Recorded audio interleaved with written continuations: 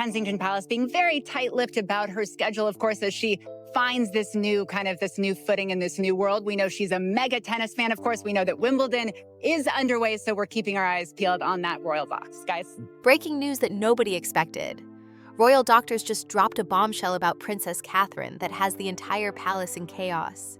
What they revealed about her condition is absolutely devastating, and Prince William's reaction says everything. The royal family tried to keep this hidden, but the truth is finally out. For those watching at home, at work, or checking their phones during lunch breaks, the initial reaction was one of confusion mixed with concern. For all the wonderful messages of support and for your understanding whilst I've been recovering from surgery.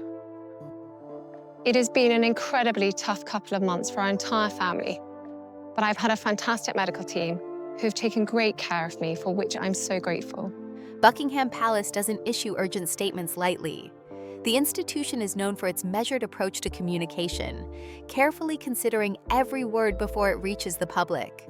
When the palace does break its usual silence with such urgency, it typically signals something genuinely serious. This was one of those rare moments. The statement itself was brief, offering limited details, but enough to confirm what many had begun to suspect over the preceding weeks. Princess Catherine was facing a serious health matter. Those 4 words, serious health matter, were carefully chosen by the palace's communications team, yet they carried significant weight. There was no diagnosis mentioned, no specifics about treatment, and no photographs to accompany the announcement. What the palace did confirm was that the princess was receiving the best possible medical care, and that Prince William remained by her side throughout. Within minutes of the statement's release, the news had spread across every major news network in the country. Anchors interrupted their regular programming to read the palace's words directly to viewers.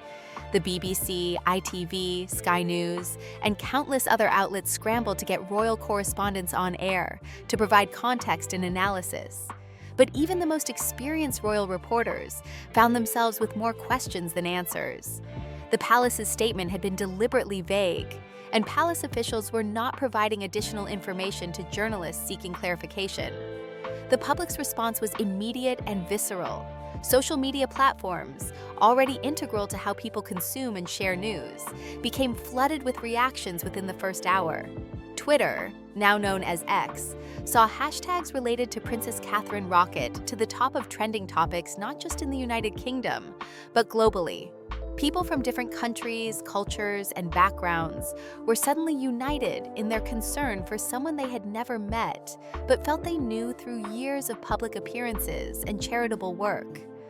Outside Buckingham Palace, something remarkable began to happen. What started as a handful of concerned citizens gathering near the famous gates quickly grew into crowds of hundreds. Tourists who had come to London for sightseeing found themselves standing alongside longtime royal supporters, all trying to process the news together. Many people brought flowers, even though there had been no instruction or request to do so. It was a spontaneous gesture of support and sympathy. Others simply stood in silence, looking up at the palace windows as if hoping to catch some sign that would provide reassurance. Journalists stationed outside the palace described the atmosphere as heavy and almost sacred. One reporter noted that you could feel the collective concern in the air, a palpable sense of worry mixed with a deep affection for the princess. This wasn't just about a royal figure. For many, Catherine represented something more personal. Over the years since her marriage to Prince William, she had become a familiar and beloved presence in British public life. Her work with children's charities, her advocacy for mental health awareness, and her role as a mother to 3 young children had endeared her to millions. The palace gates themselves became a focal point for this outpouring of emotion. People placed bouquets against the iron railings, the flowers creating a growing memorial of sorts, though everyone hoped desperately that it wouldn't become that. Handwritten cards and notes appeared among the flowers, some addressed directly to Catherine, others to Prince William and their children. The messages were simple but heartfelt, offering prayers, support, and wishes for a speedy recovery. Inside Buckingham Palace, according to later reports, the situation was tense but carefully controlled. Staff members had been given strict instructions not to speak with the media under any circumstances. The palace's communications team was coordinating closely with their counterparts at Kensington Palace, where Prince William and Princess Catherine maintained their primary residence with their children.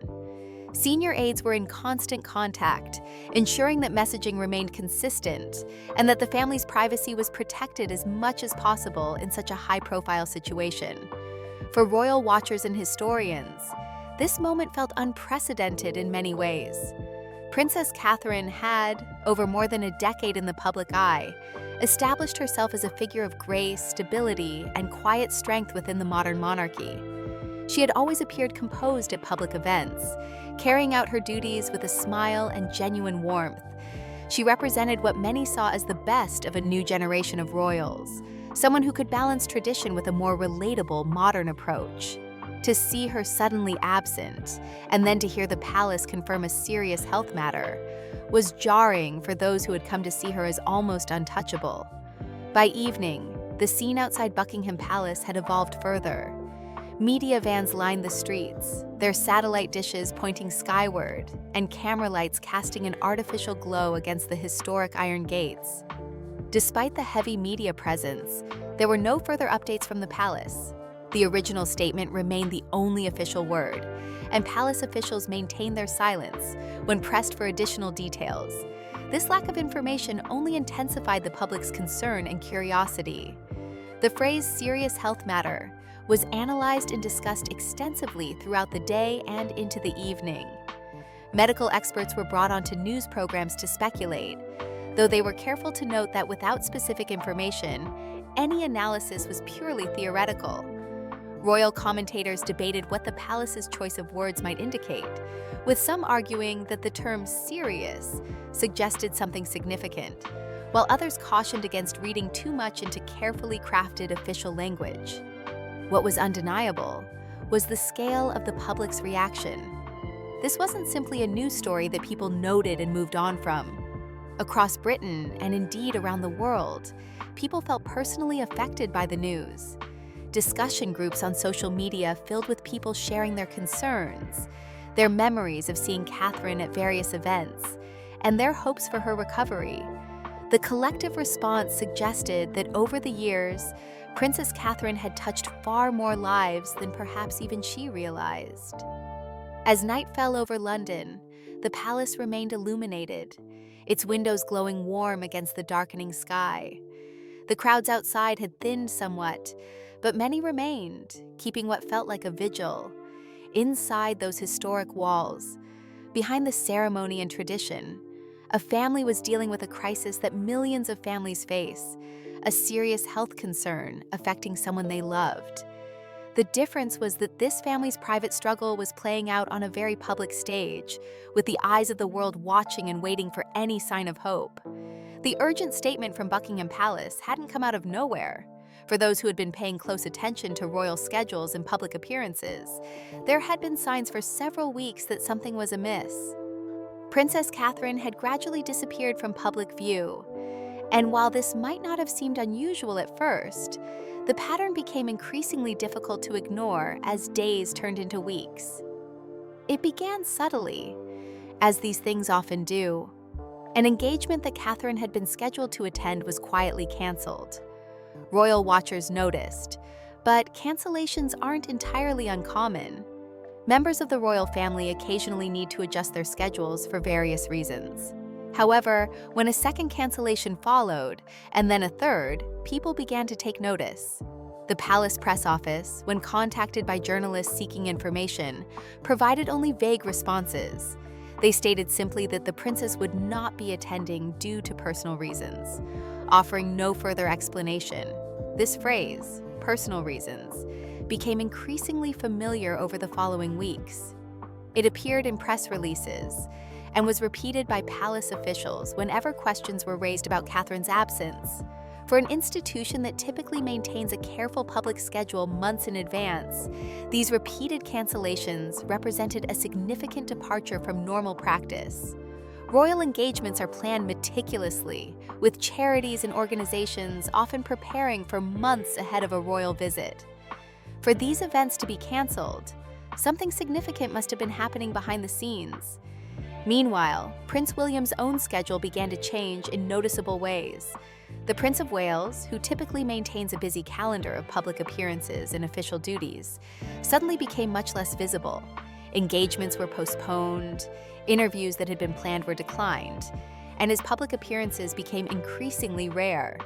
When he was spotted in public, photographers and members of the public noted that he appeared tense and preoccupied. His usual warmth and engagement seemed muted, replaced by a more distant demeanor that suggested his mind was elsewhere. Paparazzi photographers, who constantly monitor the movements of senior royals, managed to capture images of Prince William entering and leaving private medical facilities in London. These photographs, while respecting privacy laws by not showing anything beyond public spaces, added to the growing speculation about Catherine's well-being. William was photographed looking serious and composed, but those who studied the images noted a tension in his expression that hadn't been there in earlier photographs. When journalists attempted to ask questions during these brief public sightings, palace aides intervened quickly, providing no responses beyond tight smiles and polite but firm redirections. The British media, bound by certain conventions and regulations regarding royal privacy, initially exercised restraint in their coverage. However, as the weeks progressed and the silence from the palace continued, the speculation began to grow. Royal correspondents who had covered the family for years began connecting various pieces of information, trying to understand what might be happening. Some pointed out that both William and Catherine had cleared significant portions of their schedules, something that would typically only happen for a major reason. Social media platforms became breeding grounds for speculation and rumor.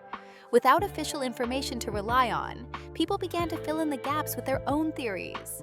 Some suggested that Catherine might be recovering from exhaustion, pointing to her busy schedule of royal duties combined with raising 3 young children. Others whispered about more serious possibilities, though most were hesitant to voice these fears too loudly. The lack of information from official sources meant that rumors, once started, could spread rapidly without any way to verify or disprove them. The royal family has long operated under an unwritten rule, often summarized as never explain, never complain. This approach, established over generations, is designed to maintain dignity and prevent the monarchy from being drawn into public debates or having to justify every decision. However, in situations involving health or personal crises, this tradition of silence can sometimes create more anxiety than it prevents. Without information, people's imaginations tend to fill in the blanks, often with scenarios far worse than reality. Among dedicated royal supporters, the concern was particularly acute. Online forums and social media groups devoted to following the royal family became filled with worried messages. People who had followed Catherine's journey from her engagement to William through to her role as Princess of Wales felt a genuine connection to her. They had watched her grow into her role, seen her with her children at public events, and admired her work with various charities. The sudden absence of any news about her well-being felt deeply unsettling to those who had come to see her as a positive figure in public life. By the time several weeks had passed, even casual observers were beginning to notice the absence. The Christmas period approached, a time when the royal family traditionally maintains a high public profile. The annual church service at Sandringham, where the family gathers and is photographed walking to church together, is a highlight of the royal calendar. When it became clear that Catherine would not be attending, the concern escalated significantly. This wasn't just another canceled engagement. This was a major family event, one of the most important in the royal calendar. Prince William did attend the Christmas service with their 3 children, George, Charlotte, and Louis. He smiled for the cameras and stopped briefly to greet well-wishers, but the absence of his wife was notable to everyone present. The children appeared happy and well-behaved, but those watching couldn't help but wonder what they had been told about their mother's absence. After the service concluded, William departed quickly with the children, declining to answer any questions from the assembled media. His swift exit only reinforced the sense that something serious was happening, that the family was trying to manage privately. Inside royal circles, according to later reports, the concern was growing among staff and extended family members. Palace employees described a change in atmosphere within the historic buildings. The usual rhythm of royal life, with its steady flow of meetings, events, and daily activities, had slowed noticeably. There were fewer public engagements to prepare for, fewer press briefings to organize, and a general sense of waiting that had settled over the palace. Staff who had worked within the royal household for years noted that the tone had shifted. Conversations were quieter, smiles less frequent, and there was an underlying tension that everyone could feel, but few discussed openly. Senior members of the royal family began making subtle adjustments to their own schedules. Queen Camilla took on additional engagements, helping to maintain the public-facing work of the monarchy, even as one of its most prominent members remained out of sight. King Charles, despite his own health considerations, reportedly maintained close contact with William, offering support and guidance during what was clearly a difficult time. Princess Anne, known for her tireless work ethic and no-nonsense approach, increased her already substantial workload to help fill the gap left by Catherine's absence. The palace's continued silence on the matter became a story in itself. Morning television programs devoted segments to discussing what might be happening, tabloid newspapers, while generally avoiding the most salacious speculation, nevertheless kept the story on their front pages. The public's concern hadn't diminished over time. If anything, the lack of information had intensified the worry. People wanted answers, not for gossip's sake, but out of genuine concern for someone they had come to respect and admire. By the time the palace finally issued its urgent statement, the groundwork of concern had been laid over many weeks.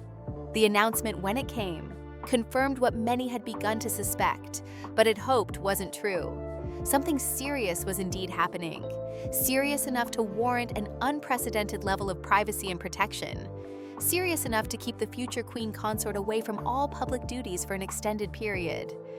The weeks of silence and speculation had prepared the nation for difficult news, even as everyone hoped desperately for reassurance that Catherine would be all right.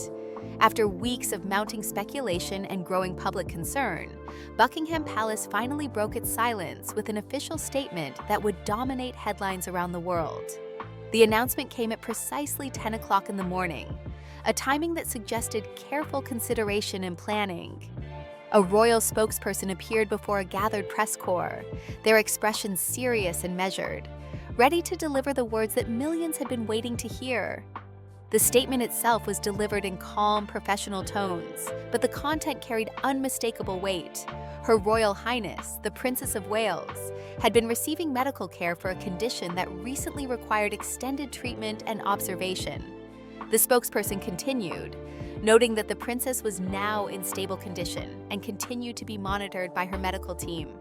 Prince William, the statement confirmed, remained by her side throughout this period. The palace also made a direct appeal to the public and media, requesting privacy as Catherine focused on her recovery.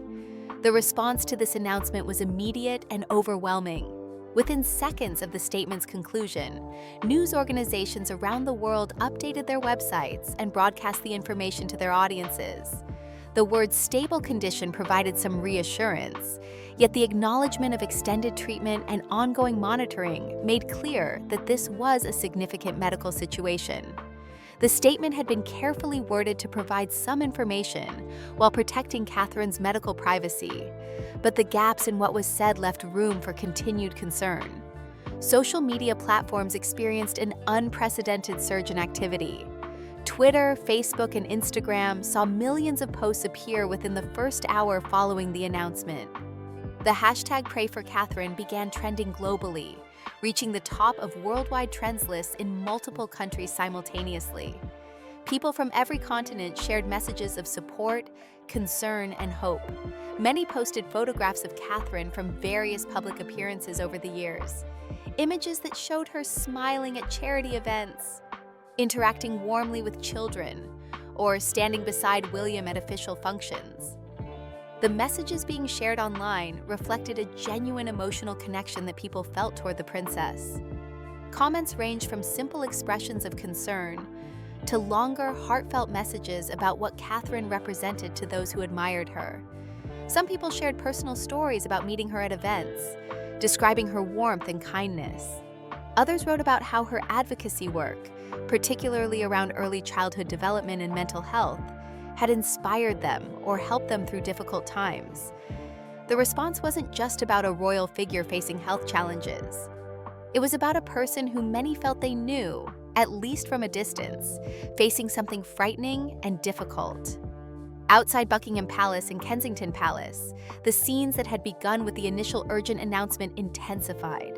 What had been groups of concerned citizens grew into substantial gatherings. People arrived carrying flowers, cards, and candles, adding to the growing displays of support along the palace railings.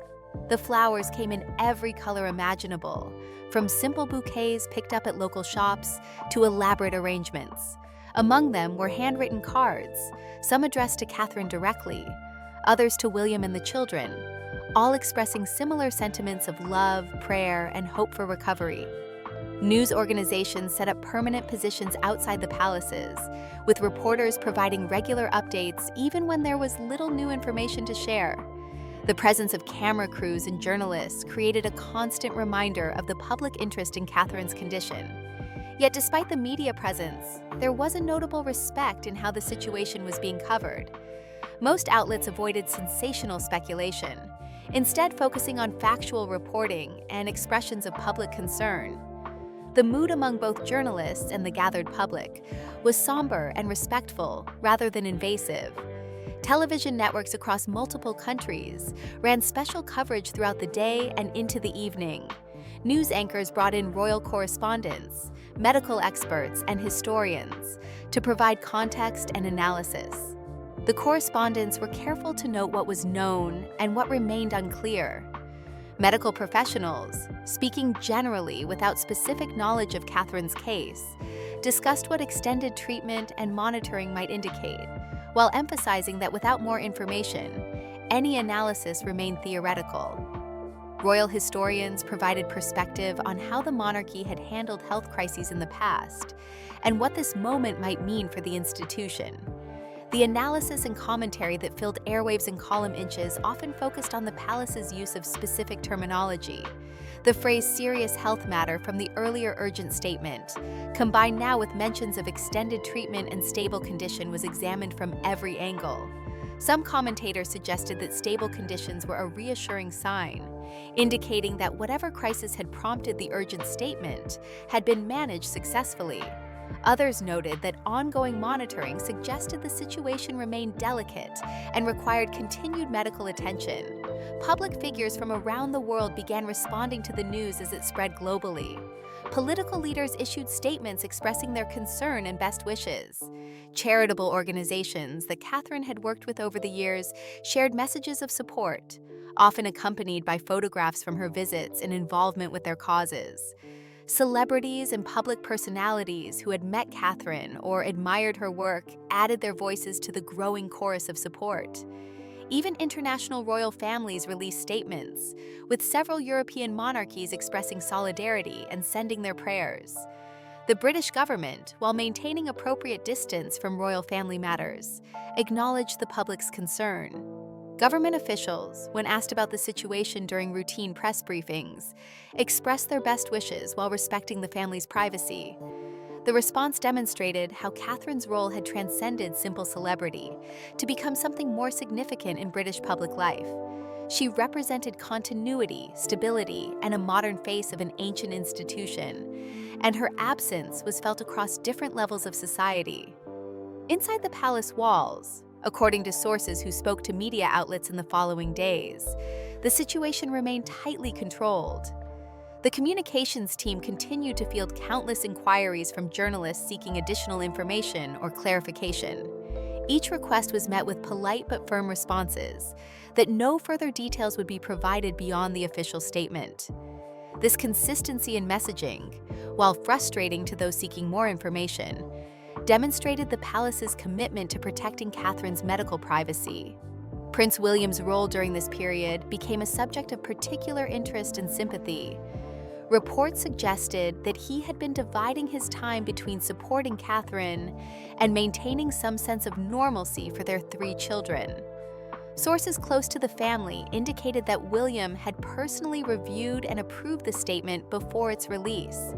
He had reportedly insisted on finding a balance between providing the public with some information and protecting his wife's privacy during an incredibly vulnerable time. Those who knew him described a man trying to fulfill his duties as a future king, while being, first and foremost, a concerned husband and father. The palace's decision about what to include and exclude from the statement had clearly been made with great care. By confirming that Catherine was in stable condition and receiving excellent medical care, they provided enough information to prevent the most alarming speculation. However, by declining to specify the exact nature of her condition, the timeline for her return to public duties, or details about her treatment, they maintained crucial boundaries around her personal medical information. This approach reflected a modern understanding of privacy rights, even for public figures, while acknowledging the public's legitimate interest and concern.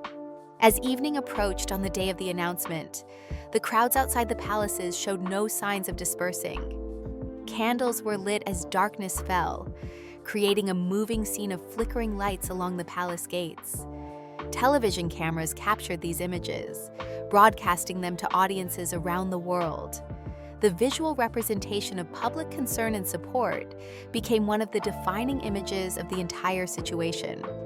It showed that regardless of one's views on the monarchy as an institution, there was genuine human concern for a woman facing health challenges, a mother of 3 young children dealing with something frightening, and a person who had dedicated years of her life to public service.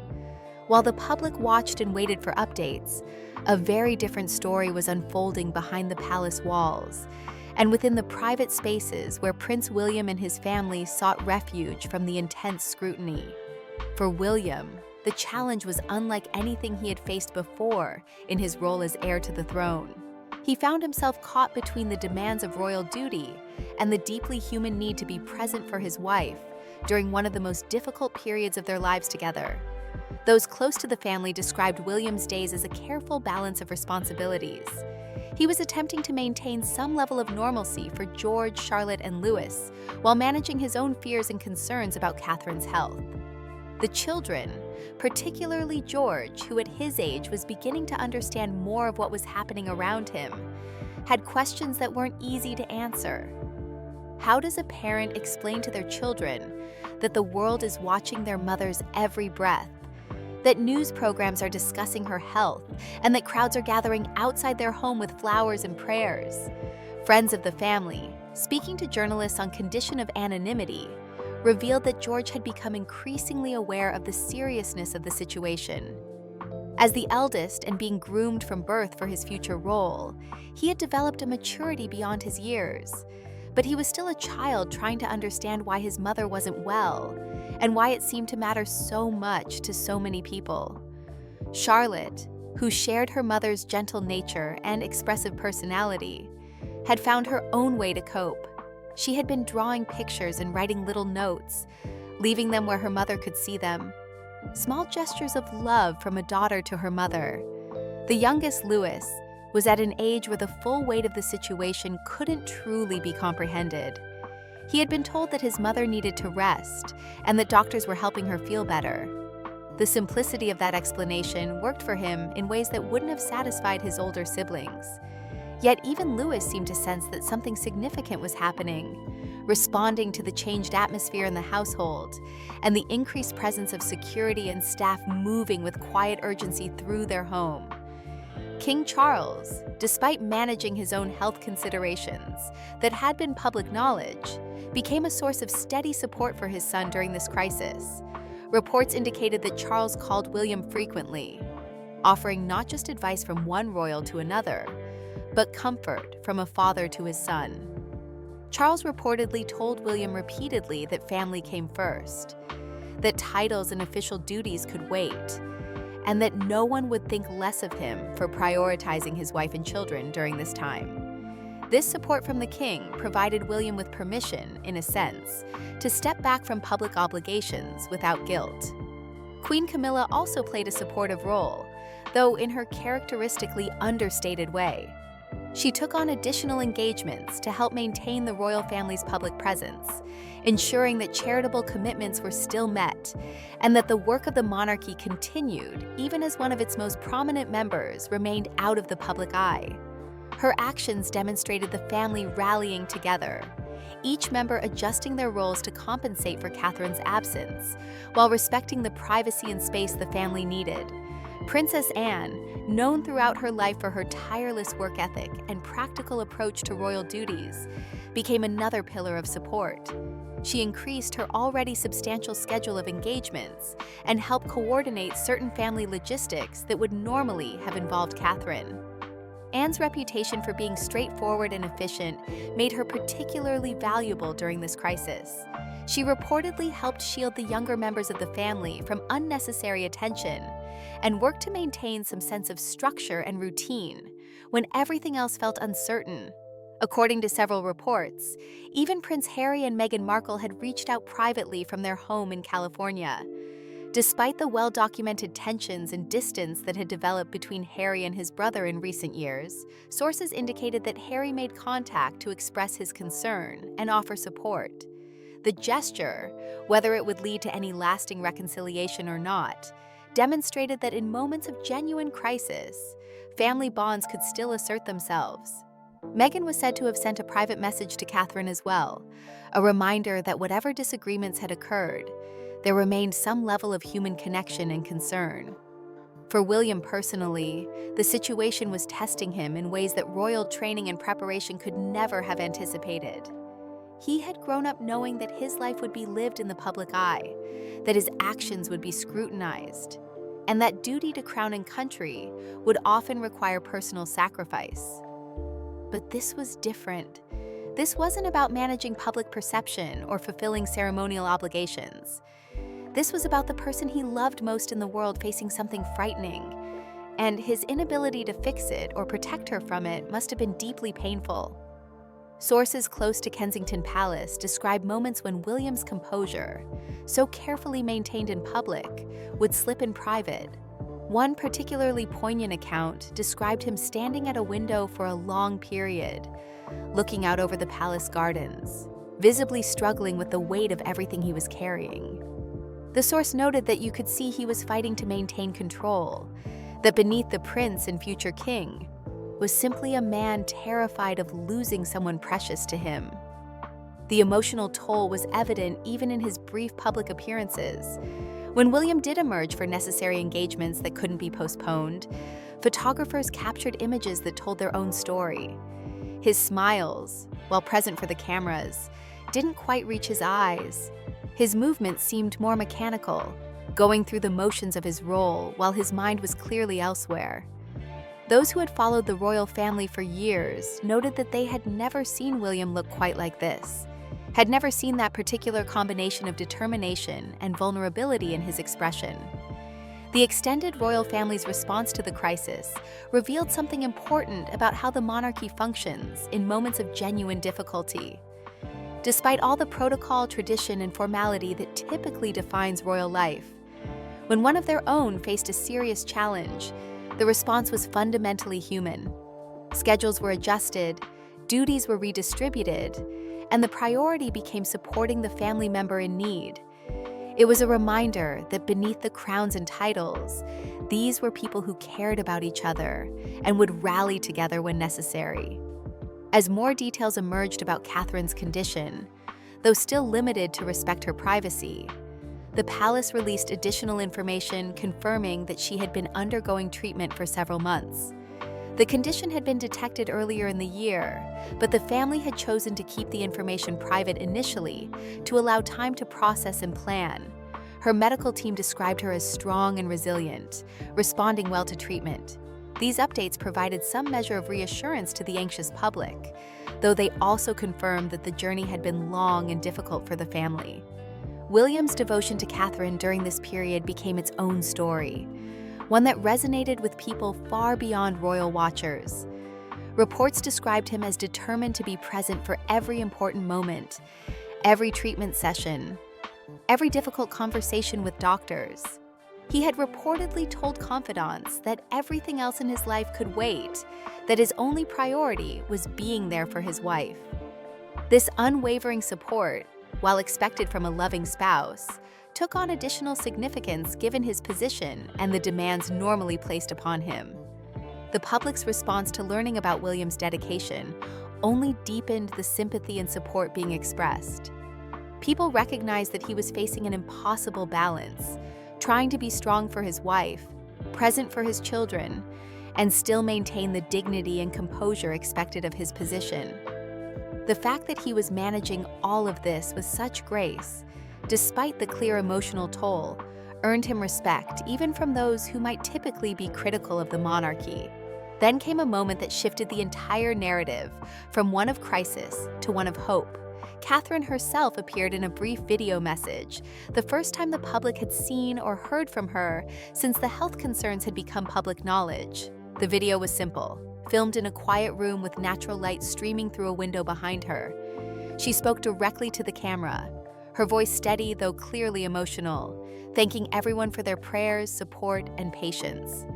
In the message, Catherine didn't dwell on the specifics of her condition or the challenges she had faced. Instead, she spoke about gratitude, about the importance of cherishing time with loved ones, and about finding strength in difficult moments. Her words were carefully chosen but felt genuine and personal. She acknowledged that the journey had been difficult, but expressed optimism about her recovery. Most memorably, she spoke about light finding its way through even in the darkest times, a sentiment that resonated deeply with those watching. The response to Catherine's video message was overwhelming and immediate. Social media platforms were flooded with emotional reactions. People praised her courage for speaking publicly during such a vulnerable time. The video was shared millions of times within hours, with comments expressing relief at seeing her, admiration for her strength, and renewed prayers for her continued recovery. News outlets replayed the message repeatedly, with commentators noting that it was one of the most personal and genuine statements ever released by a senior member of the royal family.